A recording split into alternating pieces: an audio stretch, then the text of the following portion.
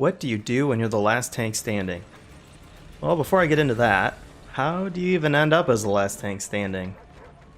Well, skilled players take strong map positions when a match starts.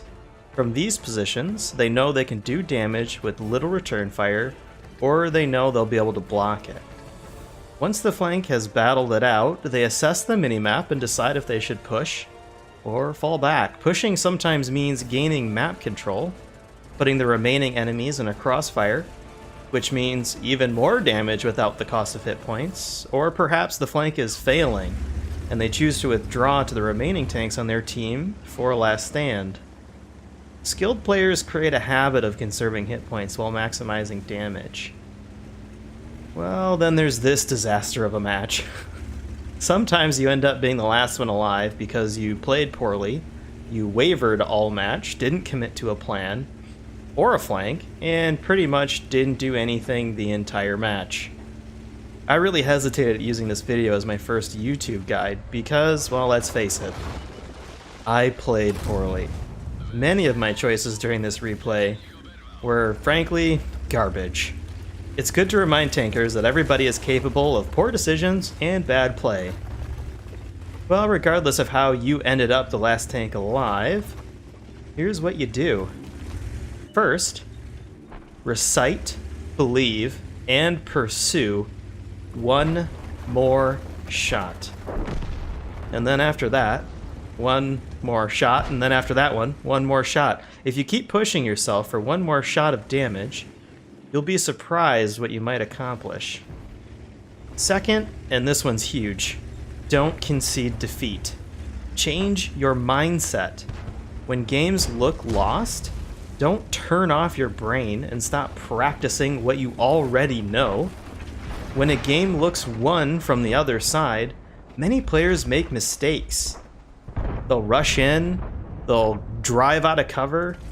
These are mistakes you can capitalize on. Third, determine which tank you can trade shots with to do the most damage.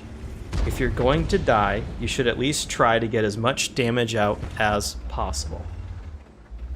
Fourth, use the map to try and isolate the remaining tanks to force one-on-one engagements. This can be pretty much impossible for slow tanks, but even they can sometimes use cover and map positions to force the remaining enemies to engage them from an advantageous position. Think bottleneck, or using Rex for cover. And when they are inevitably swarmed, you need to prioritize targets. Take out the highest DPM, lowest health tanks first, while attempting to keep your armor in front of the tanks you aren't shooting. This looks like a face hug on one tank while you shoot at another. Fifth, use camo and concealment coupled with view range to give you the first shot advantage. If the enemy isn't going to cap, but instead try to hunt you down, use that to create an ambush. If you can get that first shot of damage and survive the return fire, or better yet, dodge it, that's a 2-shot advantage. At the end of a match, sometimes that's all you need to remove an opponent. And then repeat. So here we are in Abbey. Through mistakes, hesitation, and mediocre play, I end up here in a 3v1. Well, not right now. That's like 4 minutes from now. So, I don't know. Let's fast forward. Let's see, the button is like right here. Oh, here we go. Now we're moving. Yeah, buddy. Let's get into that, Abby. Pretend like we know what we're doing, and we take a shot in the back. Yada, yada, yada. Look to the right, and they're all left. Holy smokes. One there, one there, one there, one there. Oh, yeah, we got him. Oh, he gets away. Okay. Oh, man, there's an Oni coming through. Let's go shoot him. Oh, I went to the wrong side of the building. Oh, I shot the pillar. There we go. Sweet justice.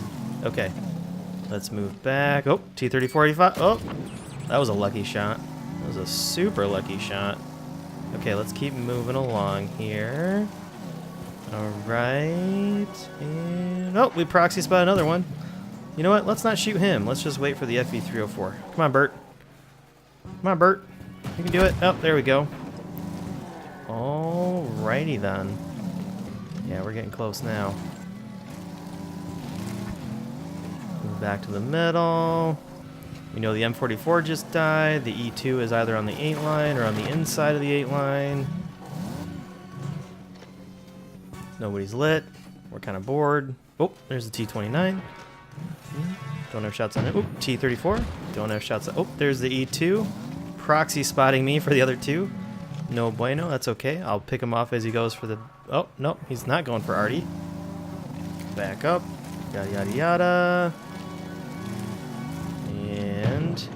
oh, crossing T29. Nope, don't have shots on that. And there he dies. Okay, let's take a look at what we've got going on here. So we've got an E2 Jumbo that's basically 3 shots away from death. We've got a T29 that's 3 shots away from death. And we have a T34 that's a 1 shot as well. So here I am, and I'm gonna be honest with you guys. I wrote this off as a loss. I mean, this guy can 1-shot me, this guy can 2-shot me, this guy can 2-shot me. I only have 300 hit points. There's not a whole lot I can do here. My first inclination was just to drive off this ledge, go straight at this E2, and probably kill him, and then die to either the T34 or T29 that approaches from behind while I do that. And that's not even a guarantee, especially if this E2 has loaded heat rounds, because he could pin me with heat. Possibly. So what did I do? I made a choice here. I made a choice that I said, you know what? I'm not going to just call this a loss. I'm going to try. I'm actually going to try. So my first thought is to create space between me and the 3 enemy players. With a little bit of space, I can then isolate them, right? I'm faster than the E2, I'm faster than the T29. T3485M is probably about as fast as I am, but essentially, if I can create space between them, I can then begin to isolate them. So at first I thought 1 more shot, 2 more shots, probably at the E2, and that's probably what I can do the most damage to. But instead I chose number 2. I didn't concede defeat. So I'm thinking if I can drop off the back of this Abbey, I can get away.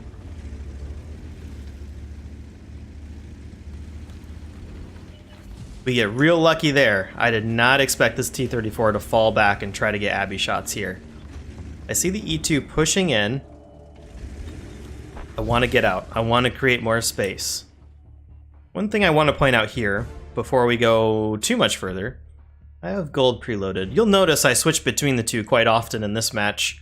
The reason I have gold loaded is because, at least for the E2, I don't know if he's using the stock turret or not. The stock turret is extremely well armored, and I would need gold to penetrate the front of this man's tank. There's no way that I can do it without gold reliably. T29 on the front is about 150 when it's slightly angled, with portions that hit about 180 with the track pieces on the front of it. So I know that I've got about a 50-50 maybe with standard rounds. I don't like those odds, so I'm going to use my gold rounds in order to ensure that I can penetrate his hull reliably.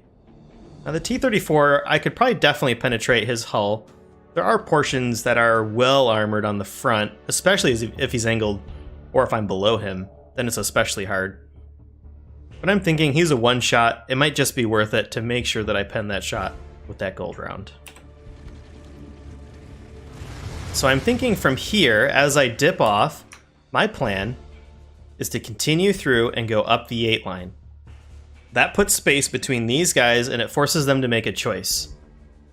The T-34 will either fall back to try and cut me off, or he'll push towards cap. The T-29 will either push through the Abbey to try and snap me before I can get out, or he too will go towards the cap. The E2 could push into the Abbey in order to get vision and shots anywhere along the 8 line, or to his own cap, or he could also go to cap and get pressure on over here. My hope is one of them doesn't go to cap.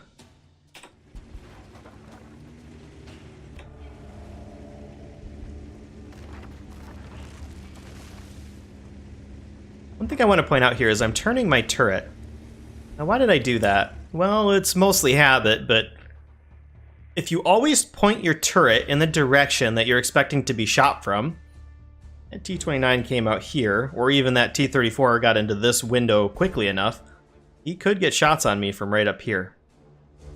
My thought is that when you always have your turret face towards the enemy, and if they miss your hull, they could bounce your turret.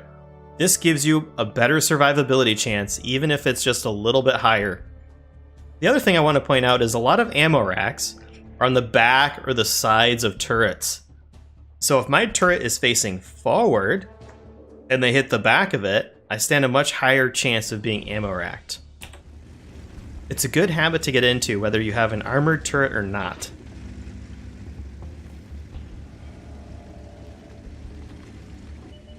Key information here. I just spotted the T-29. You'll see I'll back up, thinking, oh, he didn't spot me. I realize he did, so I keep pushing forward. This is big information here. That means the T-29 has isolated himself, which is big.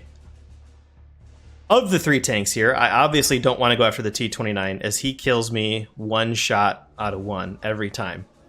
I want to try and isolate the E2 or the T-34 first. So I'm thinking if I can go up this area, the T-29 will either continue to pursue me, in which case I can gain even more ground along here, or he's going to turn around and go back through the Abbey. Either way, I've got to try and race him as quickly as possible. He went dark on his approach to their cap. So right here, it's a little bit of a mystery. On my way through, I'm thinking I want to poke up right here to see if anybody's in the Abbey, and maybe that T-29 decides he doesn't want to chase and goes back this way or up through the Abbey, and I can get side shots on him here. He is isolated, and if I can get that first shot of damage, maybe I can get 1 shot into him and flee before he can return fire. As I roll up here, I kind of realize that it's kind of taken me a little bit more time than I wanted to get up here. And then the cap pressure starts, and I think, well, I have to go towards cap. But that tells me key information. One of these 2 tanks is on cap. I know exactly where he is, and I know exactly where to go to kill him. T-29 is out of the fight. One of these 2 tier 6s is completely isolated.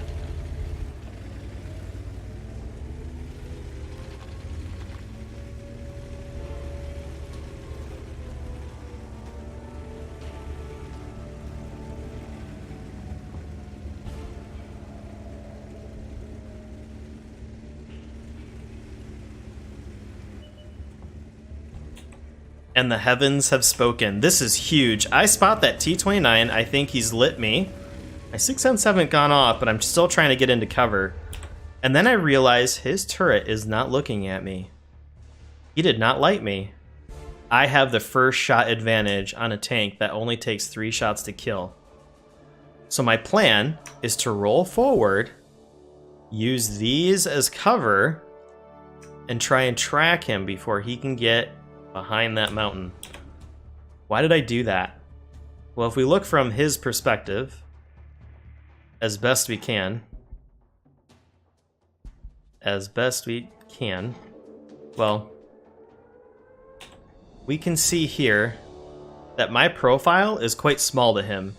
If he does spot me after the first shot, he has to take time to either let his gun settle on me to try and get that shot in which case I'll probably kill him with my DPM, or he snapshots it, and it's very unlikely he can hit me around this wreck on the very edge of the back of my tank or the turret. He didn't light me. He's not looking at me. He backs up out of fear and hesitation. That allows me to finish him off before he could get into this cover. If he had kept driving forward, there's a good chance he would have gotten into cover there.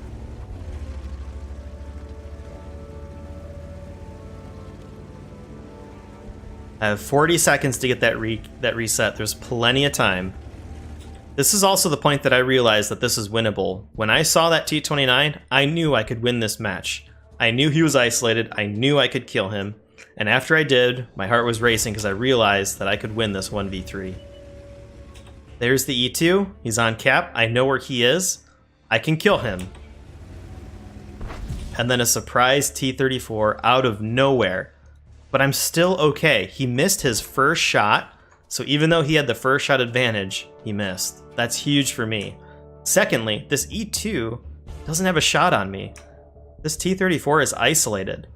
I know I've got about 4 seconds to stop and shoot at him. I rush my first shot. He bounces the second one, my next bit of huge RNG luck there, which allows me the kill shot. I now know for sure that with my remaining hit points, I can out DPM this E2.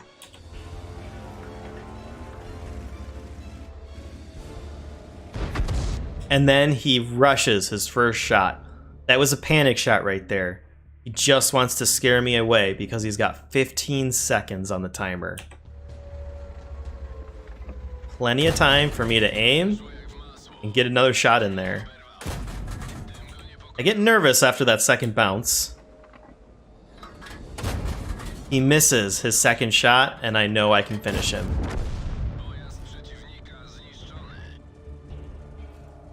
A victory. Snatched from the jaws of defeat. Let's talk about what we did there. We always had that mantra, one more shot, one more shot, one more shot. I took a combined damage of about 900 and pushed it to 1700. Why? Because I didn't concede defeat. I didn't just give up when the game was over. I figured out what tank I wanted to isolate, and even though the T-29 handed himself to me, I still took steps to isolate the 3 tanks that were still on the map, and then I used my first shot advantage to destroy the T-29, which gave me the advantage over the other 2. So guys, I hope you really enjoyed this video. You can definitely come find me on Twitch. You can give me a follow there. If you enjoyed this content and, you know, want to see me pretend like I know how to play World of Tanks. Otherwise, we'll catch you in the next one. Thanks.